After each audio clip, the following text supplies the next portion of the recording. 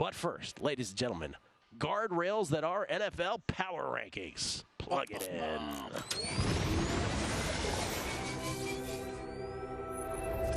105.7 The Bone. We rarely let it just play out like that. So it's just a nice little jingle. Yes. You can barely hear Usually the voice I'm in the yelling back. over it. All right, so here's the deal. I don't know if you had this reaction to your top 10 power rankings here. Because Kelly and I use these as guardrails. Again, we don't want to overreact to any one outcome. Because remember, recency bias is a huge, huge thing in all sports betting, in all of life, quite frankly. Sports is a reflection of the human condition. But really in the NFL, it's magnified. Here's the biggest conclusion I came up with before going through these one by one to the top 10 is that I think there is now no longer any controversy as to which 10 teams are in the top 10. Did we have a different top 10? We do. Oh, we do. Okay. All right. We do. I'm curious to see what you've got then. I think you're going to laugh really hard at who my 10th team is. I think that this is the first time all year where I felt like, in terms of the tiers, that there's a drop-off after 10 now.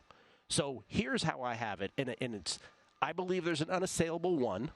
I believe you can throw 2, 3, and 4 up in the air and rank them however you want. I believe the bullies come in at 5 and 6. I believe 7 is locked in, and then I believe 8, 9, 10 is the whole thing. All right, anyway, let's get to this. I got the Niners at number 1. I think when the Niners are at full strength, they are the most complete team in all of football. I think they're the team to beat. I've kind of always felt that this year.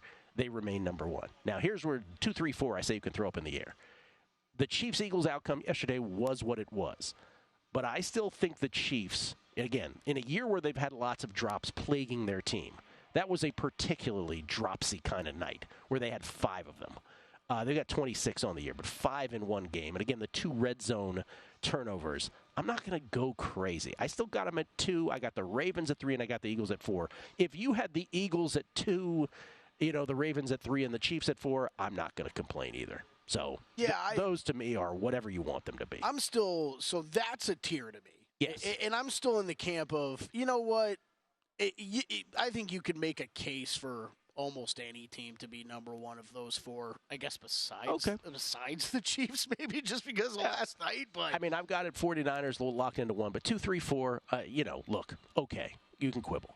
I got the bullies, the Dolphins, and the Cowboys at 5 and 6. Put them in any order you want there. They crush teams generally, although the Dolphins didn't do that to the Raiders, it must be noted this past week. They generally crush teams that are worse than them, far worse. And then they, when someone picks on them their own size, they sort of cower. So 5 and 6 for those 2 teams, Dolphins, Cowboys. I got the Jags at 7. I think they're probably the most solid 7 at this point. I got the Bills back up at 8 after their win over the Jets. I know they are decimated on defense. They continue to be more decimated. But in thinking, in coming up with who was the 8th team, it really does come down to which is the quarterback that I can rely on the most there. And so I got the Bills back up at 8. Here's where it gets funny, because the Bengals were immediately purged from the top 10 for me with the absence of Joe Burrow. The Browns weren't, only because that defense could be epic. And it is the number 1 defense in DVOA. According to Aaron Schatz's proprietary stat, DVOA, which looks at football at a granular level. So as long as that's still intact, the Browns remain, for me, hanging on as the number 19. And then for the 3rd straight week, I have the Detroit Lions at 10. The issue with the Lions, why they can't be any higher for me, is the defense. The Browns' strength is their weakness. The Lions' defense is a little shaky. Aiden Hutchinson is the only one getting pressure there. And so I got the Lions at 10. But to me, they're also an unassailable 10, because I don't think there's, once you get past 10, I don't think, and Kelly's about to tell me differently, but I don't think you can make a real great case for any team. Houston, Minnesota, maybe you can. Seattle. It's tough. It's tough. It's so the bigger part we disagree on is that, to me, there's a clear top 9. Okay. After that, it gets murkier. And I think the Browns, for me, belong in that next group. Just because perfectly reasonable. You put you put it a great way. They still have an amazing defense, so that's why they're even alive in this conversation. But what does it say, by the way, that a team with DTR as their starting quarterback merits like top 10, 11, 12 consideration. It means the NFL's really bad. That's exactly right. It means the NFL's really bad right now with quality of teams overall. So yeah, I'll start from my 10, and I went back and forth on this. I landed on your guy, Josh Dobbs of the Minnesota Vikings. Wow. I almost went Houston, kind of batted that around a bit, but landed on Vikings. I do think that they are. I mean, look, we talk about teams that are. Do I think they got a chance to go far? No, not really. But I think they are a solid team still. They're right outside of my top 10. And of all those teams, I probably trust the most, just offensively and defensively balanced. I think you talk Cleveland. You're concerned about the offense, right? Houston, I still think there's some defensive concerns there.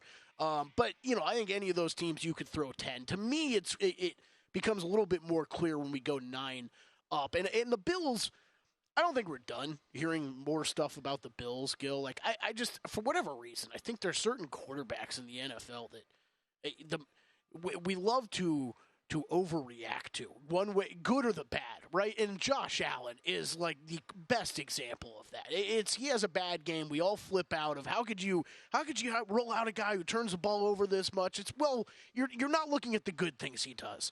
And then it's the same thing, right? When he has a great game, we all go crazy about how he's the best quarterback in the NFL, or one of the best quarterbacks in the NFL. And it's like, well, you're forgetting about those times he turns the ball over all the time. So I think the Bills are still a quality team. It's those defensive injuries that you brought up that I think are going to hold them back this year. So I got them at 9, Jags 8. I do have the Lions at 7, although I did flip them in the Dolphins this week. I do think that there is that defense that had started the year pretty good, actually, in Detroit, kind of has trailed off a little bit. That is real. And enough that I put the Dolphins ahead of them, which to me that was actually a mentally significant jump of flipping those two. And I don't really know that I trust Dolphins, Lions, Jags, Bills. Those 4 teams right there are the perfect I don't trust the 4 of you. Like, you are probably the tier 2 in NFL for me, and I don't trust any of those 4 teams. Let's just talk about that word, trust, which I've brought up a million times on this show in so many sports and handicapping. How many teams, let's just look at it from the top, how many teams do you really trust? I mean, especially after last night's game. As shaky as the Chiefs were, and as, unbelievable as the Eagles are, they're still managing to win a couple of these games. Like, wow, how'd they do that? So it's not exactly, I don't view them nearly as powerfully as I do them last year. Oh, absolutely. So how many teams do you actually trust? Those 5 on the left side for me. It's 4. I don't even trust the Cowboys. Yeah, and I hear you. I don't know how much I trust them either. I don't know how much I trust the Ravens really either. But I think there are 5 teams to me. Those are the 5 teams that can win the Super Bowl to me. Those are the 5 teams. So I've got Cowboys, think the Cowboys 5, can win the Super Bowl? Ravens 4, Chiefs 3, 49ers 2, Eagles 1 to just wrap up the power rankings. Yeah, I think they do, Gil, but only because the way the NFL's set up, right? I think the team is good enough that they're gonna get in the playoffs, and you never know what happens with injuries or matchups that you get lined up with. That they might actually. I do think they have the talent that they actually could get there. Yeah. It feels like, and again, this might be a prisoner of the moment statement, it feels like there are fewer teams as the answer to that question. Yeah, totally. Than ever before. Just to go back to the Cowboys. With all the mainstream media and how much they talk about the Cowboys year after year after year, I think this year, and not talking about how amazingly good the Dallas Cowboys are, but just how bad the rest of the NFL is in comparison to years before. Yeah. I think it just gives them a better chance of winning it and better chance of getting there than in years past. Yeah. It's definitely, compared to other years, a bunch of these teams, including the Eagles and the Cowboys, or the Chiefs as well being the biggest of these, not as good, but juxtaposed against the level of play, as trustworthy as they get. Yeah. Real quick, you know what? I have Eagles 1, 49ers 2. That's a 1A, 1B situation to me. 49ers, I think they have the highest upside going forward. I think we know our conference championship games. I really do. Sorry, Dallas. Go to VSiN.com/subscribe to become a VSiN Pro subscriber today.